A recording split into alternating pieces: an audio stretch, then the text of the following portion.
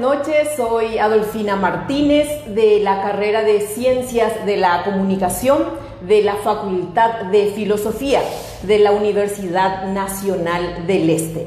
Bienvenidos a 30 minutos aquí por Radio FAFI.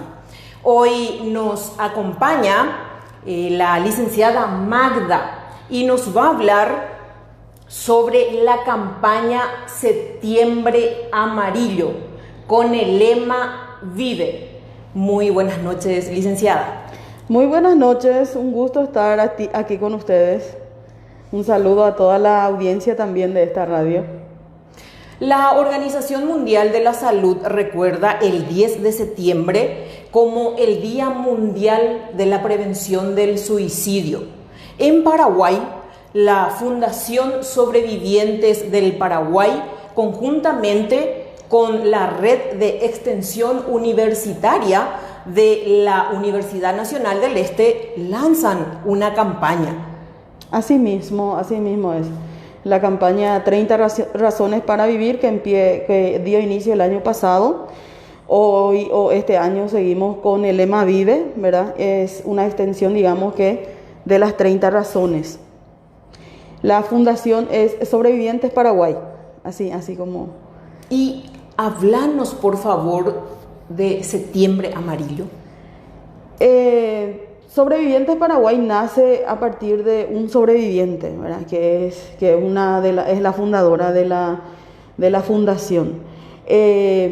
Nosotros en realidad trabajamos durante todo el año con varias actividades, desde atención hasta talleres, charlas psicoeducativas. Manejamos una página en donde constantemente estamos lanzando informaciones. Y septiembre, digamos que es un cierre significativo de todo el trabajo que hacemos durante el año. ¿Por qué en septiembre? Por el recuerdo justamente del 10 de septiembre como el día de la prevención del suicidio. Nosotros nos direccionamos hacia lo que mueve nuestra fundación y además sosteniendo el trabajo para la prevención de la salud mental. ¿Esta campaña a quién va dirigida, licenciada? Y a toda la comunidad, a toda la gente, a todos, porque la idea es concienciar a través de la campaña, hablar un poco del suicidio, que no sea un tabú, que se esconde y se busca, digamos que, hacer como caso omiso a una situación tan actual también, ¿verdad? ¿Cómo hago para acceder a una consulta en la fundación? ¿Tiene un costo eso, licenciada? Las consultas se pueden realizar a través de la página de la fundación, que está así mismo como Fundación Sobrevivientes Paraguay. Allí también estamos lanzando todos los profesionales que trabajan con nosotros en este momento. Todos son voluntarios. Hay un costo social determinado para la atención, pero por supuesto que depende también de la gravedad de la situación y de las personas que se acercan a solicitar ayuda, que podría llegar a ser gratuito también, ¿verdad?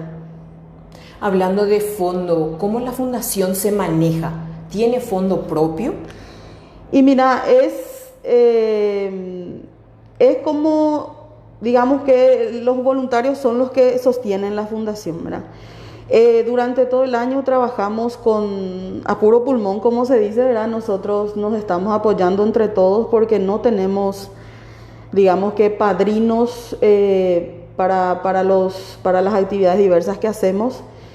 Pero por suerte o por los amigos, en septiembre siempre tenemos padrinos que nos ayudan, porque es el mes que mucho más movimiento tenemos, mucho más cosas hacemos, porque es como que la gente parece que relaciona más con las actividades que tienen que ver con prevención. Entonces ahí sí, ahora por ejemplo estamos a full con muchísimas actividades, muchísimos amigos, empresarios que nos están apoyando de alguna manera, incluso padrinos que se pusieron también las pilas para apoyarnos en esta etapa de septiembre. ¿Cómo es la alianza de la Fundación con la Red de Extensión Universitaria de la Universidad Nacional del Este? Y la idea es llevar a cabo diferentes proyectos de apoyo por ahí según las necesidades que se van presentando, siempre con el objetivo de prevención, salud mental y suicidio, ¿verdad? Podrían venir con el tema de las charlas, psicoeducación, incluso tenemos pasantes con nosotros que activan arduamente durante todo el año y son también ellos parte de este cierre significativo. Actualmente, ¿cuántos pacientes aproximadamente tienen? Y hay un promedio de más o menos 10 pacientes por profesional. Somos actualmente, como voluntarios, estamos actualmente casi 15 profesionales que estamos trabajando con toda la gente que se contacta o a través del Facebook o hasta a través del Instagram o incluso el famoso que va de boca en boca, ¿verdad? Yo le conozco a alguien de la Fundación Sobrevivientes, te voy a pasar su número y van también acercándose así la gente. ¿Cuántos profesionales son, licenciada? Aproximadamente somos 15 en este momento, actualmente. Solemos entre que estar más y menos, pero como la fundación no se sustenta todavía, uno tiene que trabajar también como para poder sustentar y ayudar a sustentar a la fundación, ¿verdad? O sea que todos nosotros tenemos que tener un trabajo para poder también activar en la fundación, para poder ayudar también a la gente y así, de esa manera. ¿Cómo la ciudadanía puede ayudar a la fundación? Y con las donaciones, según las posibilidades, porque generalmente lo que más nosotros usufructuamos, por ejemplo, para la movilidad, que cuando hay un pedido de auxilio, por ahí la gente ve que alguien está de repente en el puente o en algún lugar que pueda digamos que marcar un peligro, entonces nos llaman y básicamente es quién se puede ir y estoy libre yo y me voy corriendo y tengo que tener movilidad, o sea, si no tengo, por ejemplo, cómo moverme, es muy difícil de llegar a socorrer, ¿verdad? Entonces, a través de la página también se pueden contactar los que quieren apoyarnos, quieren ayudarnos. De hecho, ahora estamos con la campaña y muchísimas actividades también. Ahora, hablemos de la depresión. ¿Qué es, licenciada? Y la depresión, propiamente como un trastorno, es una enfermedad que inhabilita básicamente a las personas, ¿verdad? Porque la persona depresiva entra en un estado, en un cuadro sencillo o simple de decir, de una baja en la presión. Es como si tus niveles de energía bajaran al mínimo y a partir de ahí las condiciones van hacia la negatividad, por ejemplo, ¿verdad? La persona que entra en un estado, en un cuadro depresivo, se convierte en una persona muy negativa, muy propio de los síntomas, ¿verdad? Pensamientos negativos, empieza a pensar que es una persona que molesta, empieza a pensar que su inexistencia sería mejor para todos, o sea, es como inhabilitarse a sí mismo, es como decirse, no sirvo más o menos. Entonces, por eso es que es tan complicado y tan difícil para las personas que entran en un cuadro depresivo, porque volver a energizarse, volver a recuperarse, como algunos te dicen, yo era tan feliz, te dicen algunos, ¿verdad? ¿Y cómo es que puedo estar tan triste ahora o puedo ser tan infeliz? ¿Cómo es que si nunca había pensado en morir, ahora estoy queriendo morir? O sea, es así, se presenta de esa manera, ¿verdad? Es una explicación bien sencilla también que te estoy dando para que también la gente pueda, digamos que observarse y verse un poco también en ese cuadro, ¿verdad? Para que en una familia, en una ronda de amigos, ¿cómo o cuál es el parámetro que uno debe tener para detectar signos de depresión? Sí. Nosotros le llamamos señales de alerta. Es muy importante conocerse primero, en primer lugar, ¿verdad? Por eso es que en la familia es sumamente importante observarse, estar atentos. Las personas que entran en un cuadro depresivo generalmente cambian así muy drásticamente su forma de actuar, su conducta, deja de hacer cosas que le gustaba, deja de comer cosas que le gustaba, no le preocupa su aspecto. Anteriormente, por ejemplo, era muy cuidadoso, se vestía muy bien, a cada rato se miraba al espejo. Eso cambia, deja de importarle su higiene, hasta deja de bañarse todos los días, está irritable. En realidad son varios síntomas que se van dando de acuerdo también a características personales, ¿verdad? La irritabilidad, el nerviosismo, el llanto constante. Hay a veces que personas que empiezan y es como que todo el tiempo están llorando, es como, y uno hasta ya pregunta, ¿y por qué todo el tiempo estás llorando? ¿Qué es lo que te pasa? Pero es una señal de alerta, o sea, algo pasa ahí, por eso está en esas condiciones. Y se da en cualquier etapa de la vida. Yo te puedo incluso contar de niños que a veces se consideran pataletas, o el famoso berrinche, y que había sido el niño está en un cuadro depresivo en ese momento, ¿verdad? Y es muy importante por eso conocer a las personas y estar atentos, observar siempre los cambios, porque son muy drásticos en realidad. De un extremo a otro es el cambio con las personas así. En la actualidad hay mucha ansiedad. En ronda de amigos, sí, en familia, sí, uno habla y dice, tengo ansiedad, como a cada rato, no tengo hambre, pero tengo ganas de comer, sí. Mi estómago me pide, dice. ¿Eso podría llevar a la depresión? En realidad, la depresión es un cuadro que puede iniciarse a raíz de varias condiciones. Puede darse por ahí por la pérdida de un trabajo, por una ansiedad muy constante que de repente entra una depresión. Entonces la persona dice, no sé qué es lo que me pasa, estoy muy ansiosa y ahora ya no quiero hacer nada. O sea, entre que las subidas y bajadas del estado eufórico feliz demasiado tiempo y después triste demasiado tiempo y va cambiando, ¿verdad? Y se va dando cuenta que son cosas que no había pasado antes, que no había tenido antes. Y este tiempo de pandemia sí que vino como ayudante muy, pero muy cercano a todo esto, el tema de la ansiedad y la depresión inclusive. Claro, a consecuencia del encierro, exacto, hasta los niños, te comento brevemente. Sí. Que justamente hablé con padres del compañerito de mi hijo, y me cuentan que sus hijos, algunos, tienen miedo para salir afuera, pero no tienen miedo de la gente, pero sino de contraer el virus. Sí, también.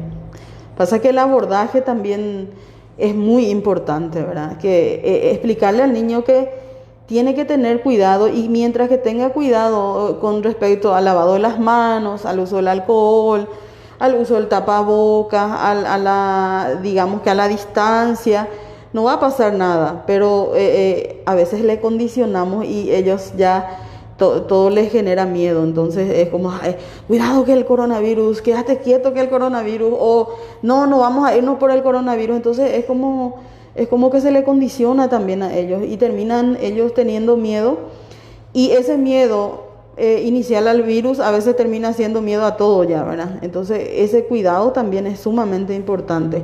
¿Cómo abordamos la situación en casa? ¿Cómo es que nosotros trabajamos eso? ¿Cómo le explicamos a nuestros hijos? Todo eso es importante también. En ese caso, ¿cómo los padres y los profesores deberían de enfrentar esta situación, licenciada? Y lo que nosotros proponemos es tratar de volver, digamos, que a una normalidad gradual. Explicarle que uno puede irse a la escuela, que uno puede irse incluso al parque, pero que no puede, por ejemplo, jugar demasiado con otros niños, que no puede acercarse demasiado a otras personas. que su entorno sí, pero un poco cuidar el entorno del otro, ¿verdad? El uso del tapabocas, que es sumamente importante, el alcohol, el lavado de las manos, todo eso que le va a ayudar también a ellos a sentirse un poco más en confianza. Entonces, tenés tu alcohol, entonces estás siendo cuidado, ¿verdad? Entonces, ir explicándole también esas cosas, porque es muy difícil para los niños estar tanto tiempo encerrados. Y la característica principal de ellos pues es la socialización. Entonces esa es la parte de que más se trabaja incluso dentro de la escuela. Y mira que ahora tenés que decirles, ¿sabes qué? No podés acercarte demasiado. Y es difícil para ellos. Por eso es importante siempre estar explicando y comentándole que prontamente vamos a pasar por esto y que vamos a volver a la normalidad, pero por en cuanto hay que tener esos cuidados. La depresión, ¿en qué etapa de la vida afecta más, licenciada? Y en las más llamativas o las que más se pueden visualizar es en los cambios evolutivos. Por ejemplo, pasar de la pubertad a la adolescencia puede llevar a un cambio drástico que puede generar una depresión. De hecho, en la adolescencia hay luego una leve, el adolescente que se encierra, que está mucho tiempo solo, que se esconde un poco, que a veces quiere salir, a veces no, que antes te acompañaba a todas las reuniones familiares, desde ahí ya no quiere saber de ningún familiar, le suena odioso tener que saludarle a todo el mundo y todas esas cuestiones, ¿verdad? Entonces hay luego una característica, pero cuando eso ya es muy, muy constante, ya es muy fuerte, ya es demasiado, por ejemplo, demasiado tiempo ya está solo, demasiado tiempo se encierra, prácticamente todos los días, básicamente si no le llamas a que consuma algún alimento no sale de su pieza, eso sí, ya son un poco llamadas de atención. La otra etapa es la más llamativa también, la entrada a la tercera edad, y que es el cambio en el que las personas empezamos a darnos cuenta de que, por ejemplo, alcanzamos posibilidades que no teníamos antes, pero ya somos viejos para hacer. Y ahí se complica, porque empieza a trabajar por la cabeza. Por eso es que las jubilaciones son complicadas.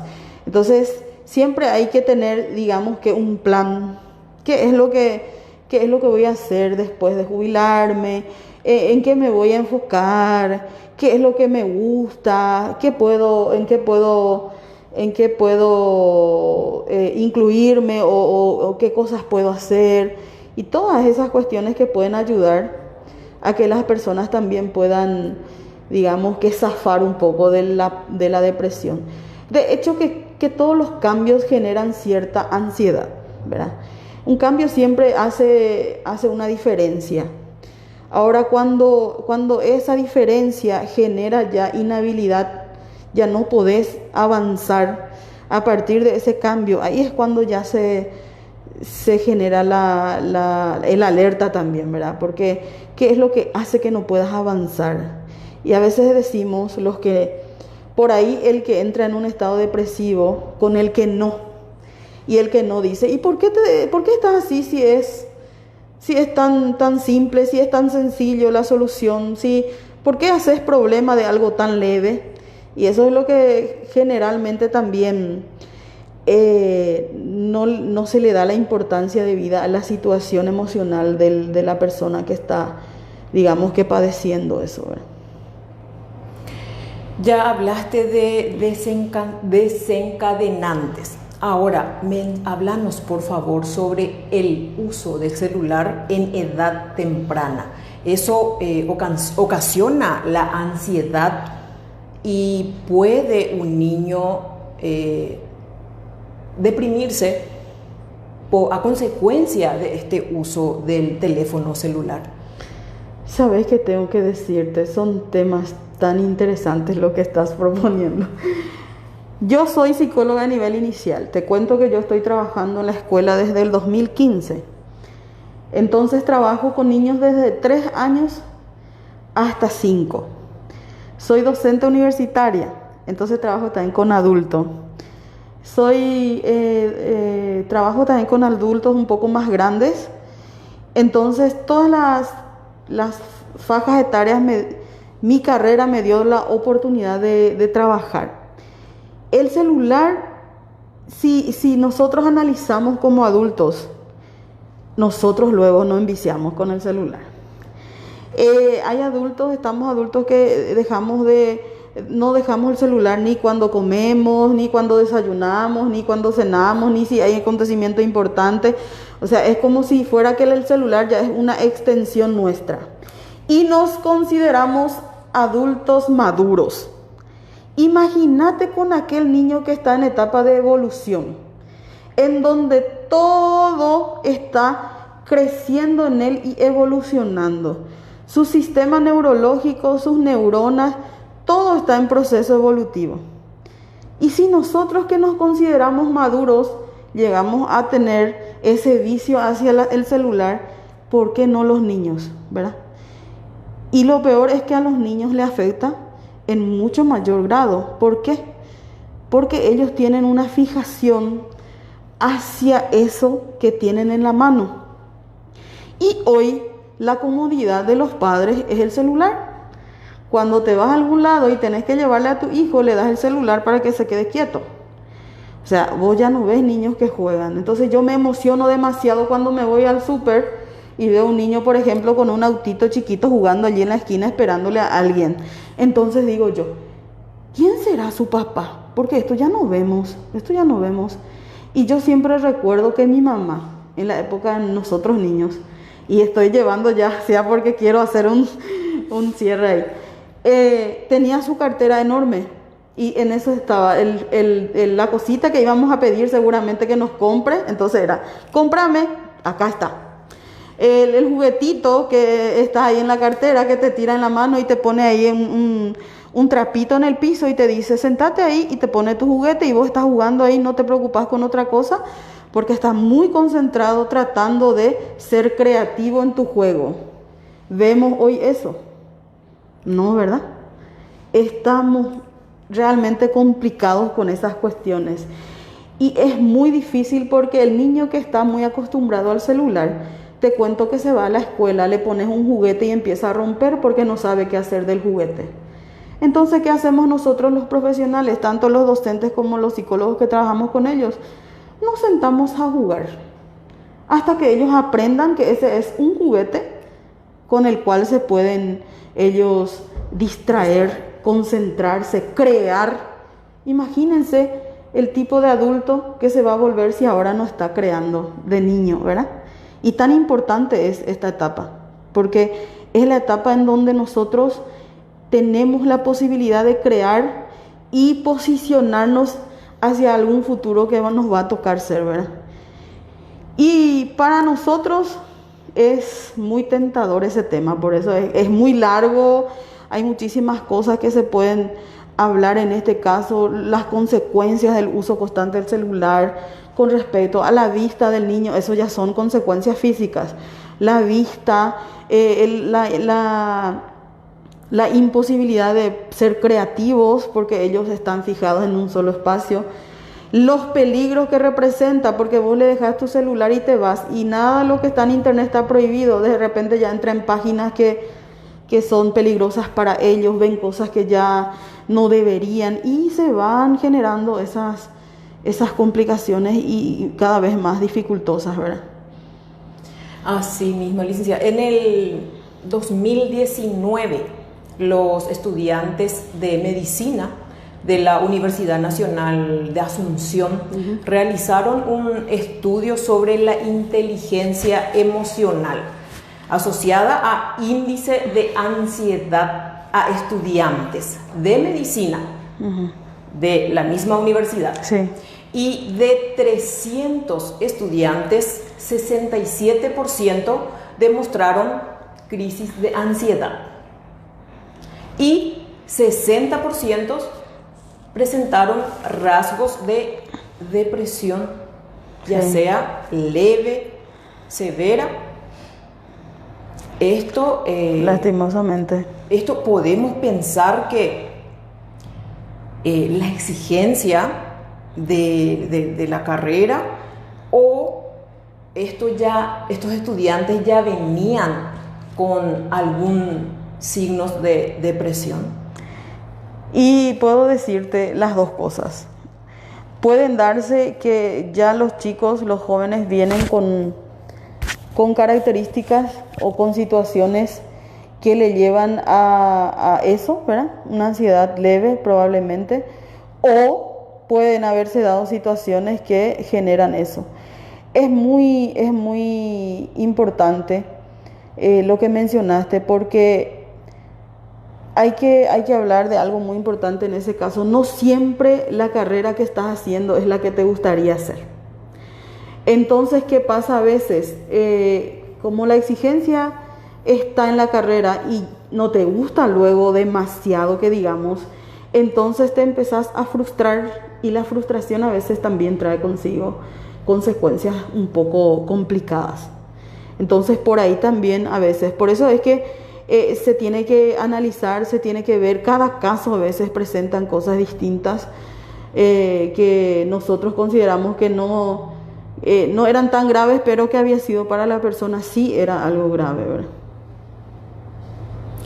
Y como ya hablamos de estos, ¿verdad? De los niños también, y como estos estudiantes ya de la universidad presentan estos signos de alarmas.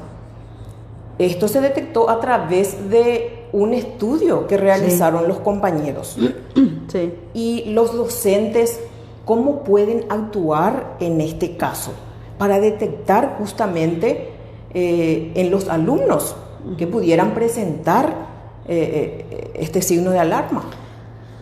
Y una de las principales cosas, o sea, una de las principales situaciones que se deben plantear es la empatía. Desde la empatía podemos nosotros tener varias cosas que trabajar. El ubicarse en el lugar del otro a veces es sumamente importante para hacer la detección y la ayuda. Y la ayuda va a partir de allí. O sea, si vos como docente tratás de conocer a tus alumnos, y cuando lográs conocerlos, vas a darte cuenta también de los cambios. Y esos cambios son los que van a ayudarte a vos a ayudarle a tus alumnos. Por ejemplo, el alumno que siempre está participativo en clase, el alumno que está demasiado callado, el alumno que está, digamos, que siempre como escondido, a veces decimos parece un fantasma, desaparece y aparece como si fuera arte de magia, o sea, llega y se va, es como que quiere pasar desapercibido. Entonces, todas esas características uno reconoce cuando se pone en ese lugar, ¿verdad? E intenta conocerle también a su grupo para poder apoyar o ayudar también. Porque muchas de las dificultades que se presentan a veces dentro del aula son los docentes los que detectan, ¿verdad? Pero cuando no le conoces a tus alumnos, no tenés o no te das la posibilidad de por lo menos interactuar con ellos, es muy difícil.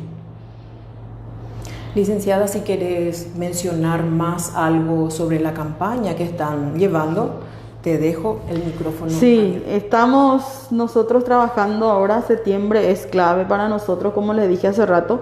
Es cierre significativo para la fundación de todos los trabajos que venimos haciendo durante todo el año. En esta oportunidad nuestro lema es Vive. Trabajamos las 30 razones para vivir.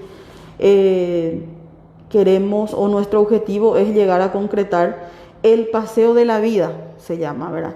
Que sería un circuito de todas las razones que tendría como una presentación, y las 30 razones para que las personas puedan hacer unas visitas a ese circuito y ir observando y ir leyendo las razones que son fundamentales para el auxilio, o incluso la oportunidad de auxilio para las personas, porque no son razones que se han hechas al azar, son razones que vienen de estudios que pasan por una serie de trabajos que se hicieron justamente para trabajar lo que es prevención. Entonces ese es nuestro proyecto más ambicioso, digamos. Estamos muy cerca de concretar porque nuestros amigos, por ejemplo, Codeleste y la Cámara de Comercio de Alto Paraná, que se están poniendo las pilas y ayudándonos con eso. Hoy justamente la primicia es que ya tenemos varios, porque son carteles los que vamos a postear en el circuito, ¿verdad? Y ya tenemos varios carteles aprobados, digamos, y estamos con muchísimo entusiasmo. Queremos hacer el cierre significativo. Para ello también tenemos ya nuestro uniforme característico, que son las remeras que siempre nosotros tratamos de preparar o de hacer para la campaña también. Entonces estamos queriendo que ese circuito sea una convocatoria para la sociedad en general y puedan también a la par hacer un poco ese posicionamiento de concienciar un poco a la gente para con la prevención, ¿verdad? Y ponerse, digamos que en ese posicionamiento de apoyo también para sí mismo y para su entorno, para su familia, y animarse a buscar ayuda, porque la ayuda oportuna siempre es sumamente importante, y si podemos salvar vidas es fundamental para nosotros también. Muy bien, licenciada, de esta forma llegamos a culminar nuestra entrevista. Muchísimas gracias por acceder a esta invitación y éxitos en esta campaña y en su función, licenciada. Muchísimas gracias a ustedes, creo que demasiado ya hablé, ¿verdad? Demasiado estamos agradecidos con ustedes también desde la Fundación, y cuando quieran estamos siempre disponibles para hablar un poco de lo que es salud mental y poder también llegar a la gente para que podamos, digamos, que extender también nuestro apoyo, ¿verdad? Muy bien, de esta manera terminamos de conversar con la licenciada Magda López. Hablamos de un tema bastante sensible, cuál es la depresión. Y bueno, esto fue 30 minutos aquí en Radio FAFI. Hasta un próximo encuentro.